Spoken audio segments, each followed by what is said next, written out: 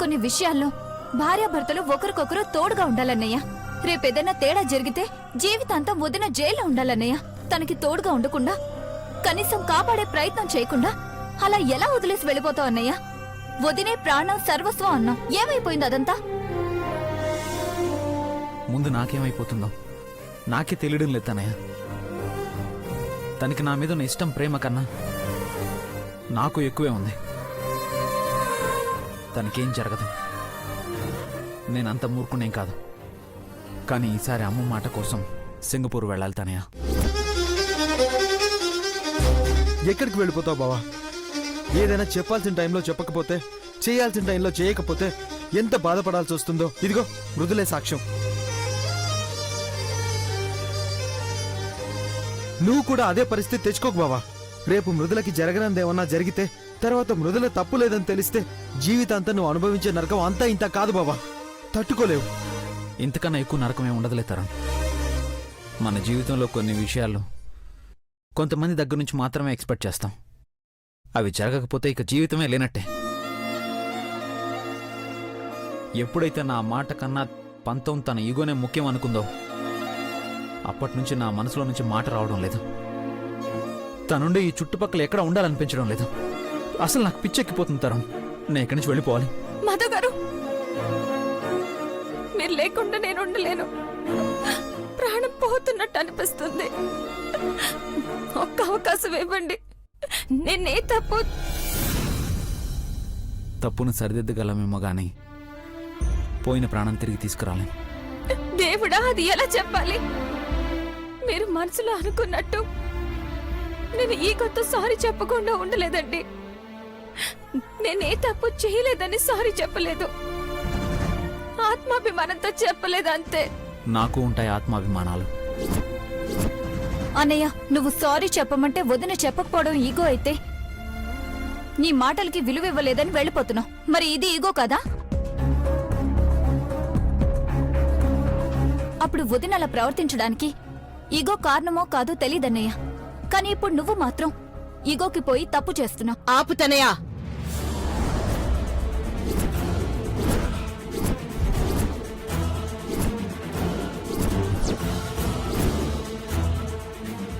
ఏం చేస్తున్నారే మీరంతా? వాణ్ణి ప్రశాంతంగా లేకుండా చేద్దామనుకుంటున్నారా? అసలు ప్రాణాలతోనే లేకుండా చేద్దామనుకుంటున్నారా? ఏంటి తనయా నీ ప్రాబ్లం? వాణ్ణెప్పుడు దాని కొంగు పట్టుకొని తిరగమంటావా? బిజినెస్ మీటింగ్ కి వెళ్తున్నాడు. ఇదేం చచ్చిపోదు. అమ్మా, వాణ్ణి వెళ్ళనివ్వండి. ఎప్పుడైతే దీన్ని పెళ్లి చేసుకున్నాడో ఆ క్షణం నుంచే వాడికి మనశ్శాంతి దూరం అయిపోయింది. అన్నీ భరించి భరించి ఇదిగో చివరికి ఈ స్థితికొచ్చాడు. ఇప్పుడు వాడికి నిజంగానే ప్రశాంతత కావాలి, ఏకాంతం కావాలి, ఈ గొడవలన్నిటి నుంచి డైవర్షన్ కావాలి. వెళ్ళనివ్వండి. అది కాదత్తయ్య. ఇనఫ్ తరుణ్, ఇప్పటి వరకు ఇన్వాల్వ్ అయింది చాలు. ఇన్నాళ్ళు నా కొడుకు కోరి మరీ సమస్యలో చిక్కుకుంటుంటే వద్దు వద్దు అని అరిచి అరిచి అలసిపోయాను. ఇప్పుడిప్పుడే వాడన్నీ తెలుసుకుని వాటి నుంచి బయటపడుతున్నాడు. మళ్ళీ వాణ్ణి కోరి మరీ సమస్యలోకి నెడతావంటే చూస్తూ ఊరుకోను. ఏం మాట్లాడకుండా వెళ్లి వాణ్ణి ఎయిర్పోర్ట్ లో డ్రాప్ చేసిరా.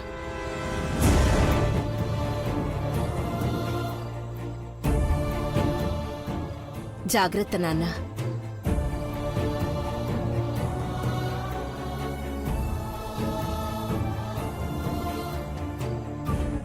బావా, వెళ్దాం పద బావా. నువ్వు వెళ్ళాలని డిసైడ్ అయ్యాక ఎవరు నిన్ను ఆపలేరు. కానీ ఒక్క విషయం చెప్తున్నాను బావా. ఆనాడు ఇలాగే సీతమ్మ తల్లి గురించి కొన్ని కాకులు కూస్తే అగ్ని ప్రవేశం చేసి మరీ తన పవిత్రత నిరూపించుకుని బయటకు వచ్చింది. అలాగే మృదుల కూడా ఏ తప్పు చేయలేదని రుజువు చేసుకుంటుంది బావా. నీకు నా మొహం మీద కనిపిస్తున్న కోపం మాత్రమే కనబడుతుంటారు. నా మనసు పడుతున్న నరకం అర్థం కావడం లేదు. అర్థమైంది బావా. ఆ దేవుడు కొంతమంది మధ్య దూరం పెంచేది కూడా ఈ కాస్త ఉన్న అడ్డంకుల్ని తొలగించుకోవడం కోసమేమో. మళ్ళీ మీరు ఒకటవుతారు బావా. పద.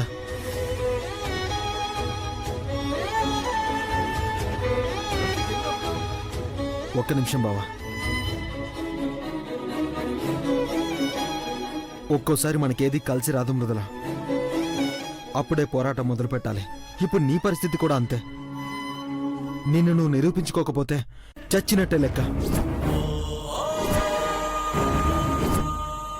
నిన్నీ పరిస్థితిలో ఎవరైతే చూడాలనుకుంటున్నారో వాళ్ళందరూ గెలిచినట్టే లెక్క. వద్దు మృదుల, వాళ్ళని గెలవనివ్వద్దు. పోరాడు, గెలిచేంత వరకు పోరాడు. నీకోసం బావ తిరిగొచ్చేంత వరకు పోరాడు.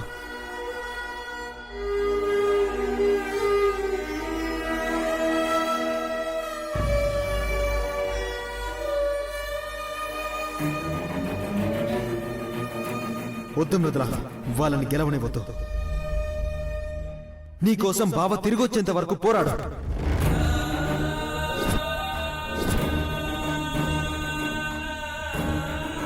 బావను వదిలే ప్రసక్తే లేదు.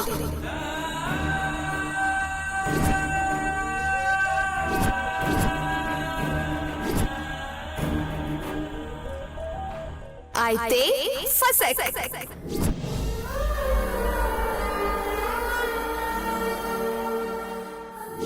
పాపం ఒక అమాయకురాలి ప్రాణం నీ వల్ల బలైపోయింది. కానీ నువ్వు నా ఆత్మని చంపేస్తే ఆలోచించే పరిస్థితుల్లో ఉంటానని ఎలా అనుకున్నా? నిజమా అత్త? ఎంత గుడ్ న్యూస్ చెప్పినావు అత్త. చాలా థ్యాంక్స్ అత్త. Sarayu, I'm happy. I'm so happy. ఏమైంది మాన్సి? మృదులని మళ్ళీ పోలీసులు తీసుకెళ్లారా? అది ఎట్లాగో అయితే సరియు, దానికన్నా గొప్ప న్యూస్. బావ సింగపూర్ పోతుండంట. అద్దె టికెట్స్ బుక్ చేసి మరి బావని పంపిస్తుందంట. బావిప్పుడు on the way to airport. మొత్తానికి నీ పంట పండింది మాన్సి. నువ్వు కూడా 2-3 రోజుల తర్వాత బిజినెస్ పేరు చెప్పి సింగపూర్ చెక్కే. ఇక్కడ దీనికి శిక్ష పడేసరికి నువ్వు అన్నయ్యతో కలిసి పెళ్లి దండలతో ఇండియాలో అడుగు పెట్టాలి. అదైతే కన్ఫర్మ్ సరియు. ఇంత గొప్ప ఛాన్స్ మిస్ చేసుకుంటానా? Mission Singapore begins. మానసి, తరుణ్కి ఫోన్ చేయమ్మా. అక్కడ పరిస్థితి ఎలా ఉందో ఏంటో. ఇంకా అక్కడ కనుక్కోవడానికేం లేదత్తా. మధు అన్నయ్య సింగపూర్ వెళ్ళిపోతున్నాడు. తరుణ్ బావ ఎయిర్పోర్ట్ లో డ్రాప్ చేస్తున్నాడు.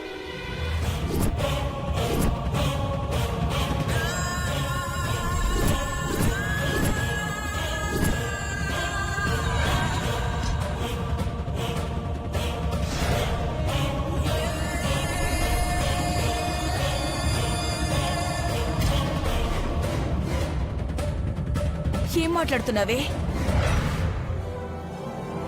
ఇప్పుడు మధు సింగపూర్ వెళ్ళిపోవడమేంటి? మృదుల పరిస్థితి తెలిసి కూడా ఎందుకు ఇలా చేస్తున్నాడు? అసలు ఏం ఆలోచిస్తున్నాడు? ఇంతకన్నా ఇంకా ఎక్కువేం ఆలోచిస్తాడమ్మా. పాపం అదేదో అమాయకురాలు ఉత్తమురాలు అని తాళి కట్టి మరీ నెత్తికెక్కించుకుంటే అదిప్పుడు ఏకంగా నెత్తిని తన్నింది. అయినా ప్రాణాలు తీసి ఆడదాంతో ఎవడు కాపురం చేస్తాడమ్మా? ఎందుకే ప్రాణాలు తీసింది అంటావ్? తనకే పాపం తెలీదే. చాలమ్మా, ఇంత జరిగినాక కూడా ఇంకా దాన్ని ఎట్లా వెనకేసుకొస్తున్నారు? ఇంకా బావు మంచోడైపోయింది కాబట్టి దాన్ని వదిలేసి బావు మాత్రమే పోతుండు. అదే వేరెవరైనా అయ్యుంటే దాని ఇంట్లోకెళ్ళి తన్ని తరిమిటోళ్ళు.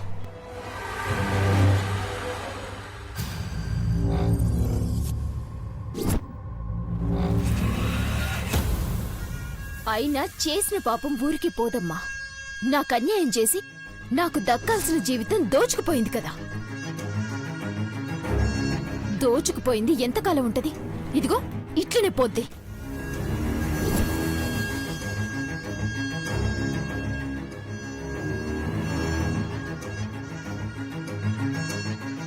ఇక్కడ అందరూ ఇంత టెన్షన్ పడుతుంటే దీని గొడవ దీందే అయింది చూడు.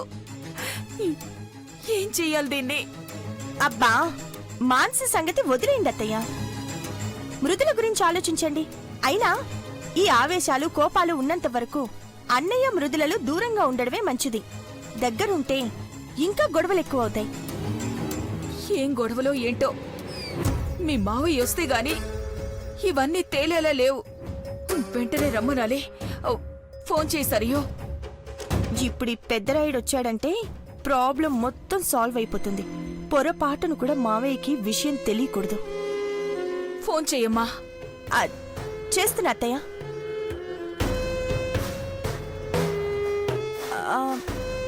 నాట్ రీచబుల్ అని వస్తుంది అత్తయ్య. అయినా మీరేం టెన్షన్ పడొద్దు. నేను ఫోన్ ట్రై చేస్తూనే ఉంటాను. మావయ్య లైన్లోకి రాగానే వెంటనే బయలుదేరి రమ్మంటాను. ఓకేనా?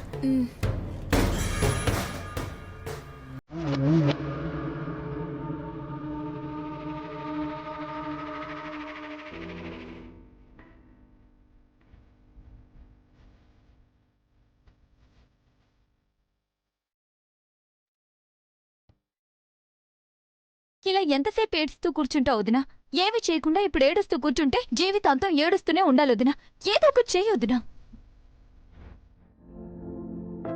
నాకైతే ఆ నది నాటకం ఆడుతుందనిపిస్తుంది వదినా. నీతో గొడవ జరగడం నిజం కానప్పుడు, నువ్వు నది అని వెనక్కి తోవడం నిజం కానప్పుడు, తగిలిన దెబ్బ కూడా నిజం కాదు వదినా. అంత నాటకం. ఖచ్చితంగా అది బతికే ఉంది. నిన్ను ఇరికించడానికే నాటకం ఆడుతుంది. ఇక డిఫరెన్స్ స్టార్ట్ అయినట్టే సరియో. చాప్టర్ 1లో పర్ఫెక్ట్ పునాది పడింది. చాప్టర్ 2లో చిన్న నిప్పు పెట్టి చాప్టర్ 3లో బ్లాస్ట్ చేస్తే సముద్రంలో అగ్నిపర్వతం పేలి సునామీ వచ్చినట్టు ఈ సునామీలో బావతో దానికున్న బంధం కొట్టుకుపోవాలి.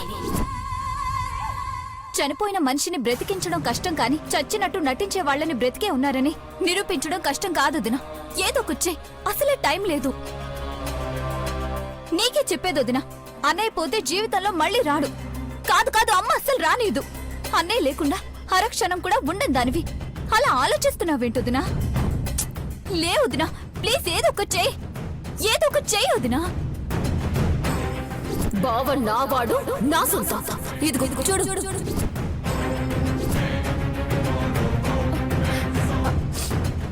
తనయ్య, వెళ్ళి ల్యాప్టాప్ తీసుకురా.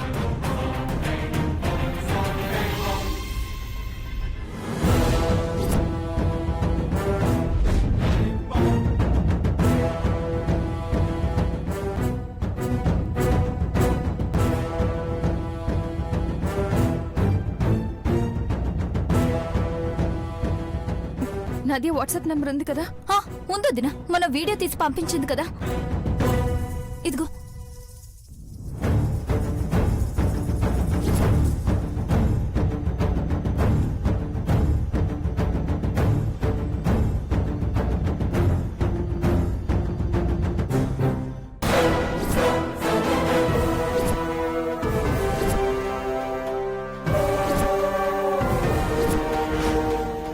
లాస్ట్ సీన్ ఇప్పుడే చూసినట్టుంది తనయ్య. అంటే తన ఫోన్ ఆన్ లో ఉంది, వాట్సాప్ వాడుతోంది. నిన్న రాత్రి ఎప్పుడో చనిపోతే ఇప్పుడు వాట్సాప్ ఎలా చెక్ చేస్తుంది? చచ్చి దయ్యం అయ్యాక కూడా ఫోన్ వాడుతుందా? నో డౌట్ వదినా, అది బతికే ఉంది. ఈ వాట్సాప్ స్టేటస్ ని బట్టి ఖచ్చితంగా తనే వాడుతోందని, బతికే ఉందని చెప్పలేను తనయ్య. తన ఫ్రెండ్ యూజ్ చేస్తూ ఉండొచ్చు కదా. ఒకసారి మెసేజ్ పంపించొద్దునా, దాని బాగోతో అంతా బయటపడుతుంది. లేదు తనయ్య, ఇప్పుడు మనం ఎలాంటి మెసేజ్లు పంపించినా డౌట్ వచ్చేస్తుంది. మరేం చేద్దాం వదినా? ఫేస్బుక్, ఇన్స్టాగ్రామ్, మెసెంజర్స్ అన్నీ చూడాలి.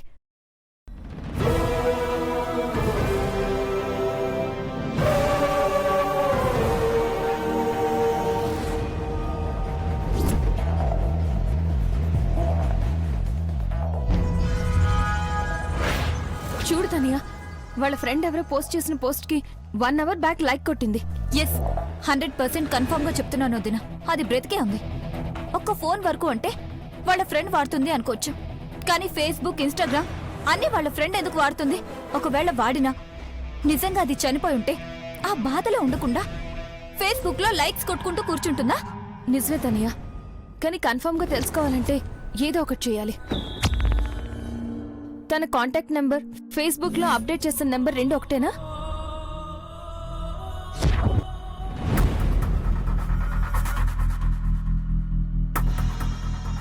ఒకటే వదినా.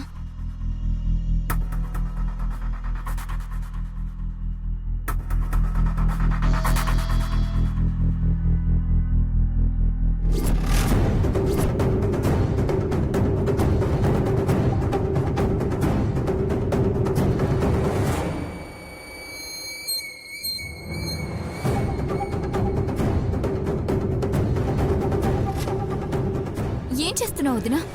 తన జీమెయిల్ పాస్వర్డ్ క్రాక్ చేసి లాగిన్ అవుతా.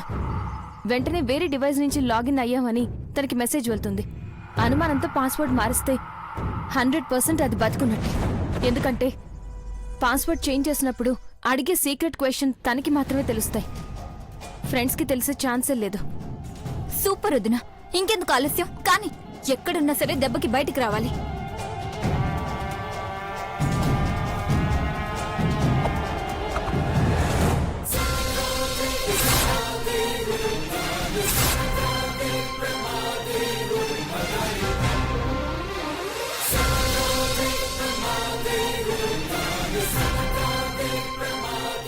నువ్వు బయట ఎక్కువసేపు ఉండడం మంచిది కాదు నదియా. ఎవరైనా చూస్తే ప్లాన్ మొత్తం పాడవుతుంది. ఏం కాదులేవే, హాస్పిటల్లో ఉండి ఉండి బోర్ కొడుతోంది. ఒక 1 అవర్ రిలాక్స్ అయి వెళ్ళిపోదాం.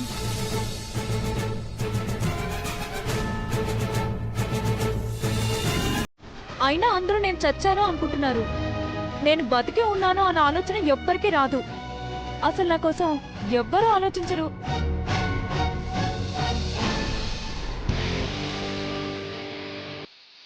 లాగిన్ అయ్యింది తనయ్య, కాసేపట్లో తెలిసిపోతుంది.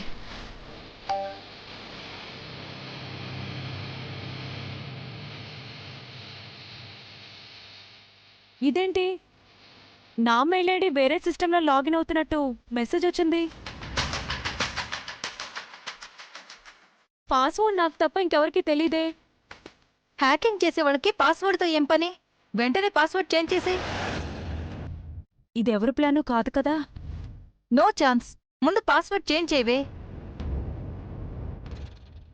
ఇప్పుడు అది పాస్వర్డ్ చేంజ్ చేస్తే ఇక్కడ మనల్ని మళ్ళీ లాగిన్ అవ్వమని అడుగుతుంది చూడు.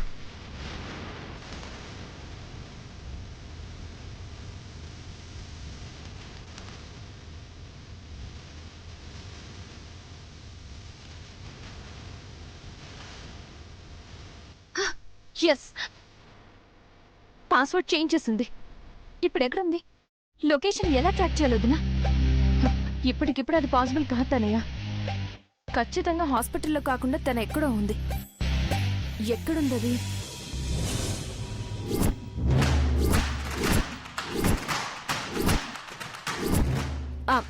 తనయ్య, అది పంపించిన లాస్ట్ వీడియో నాకు చూపించు.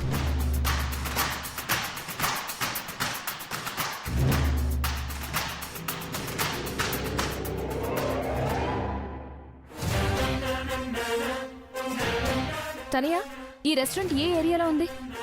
మాదాపూర్ వదినా. వెంటనే తరుణానికి మెసేజ్ పంపాలి. నాకు తెలిసి అది ఆ ప్లేస్లోనే ఉండుంటుంది. అన్నా, నదియా బతికే ఉంది. మాదాపూర్లో లాఫ్ట్ రెస్టారెంట్లో ఉంది. ఇప్పుడు వెళ్తే దొరుకుతుంది. మధు గారికి చెప్పొద్దు. ఏదో ఒకటి చెప్పి తీసుకెళ్ళు.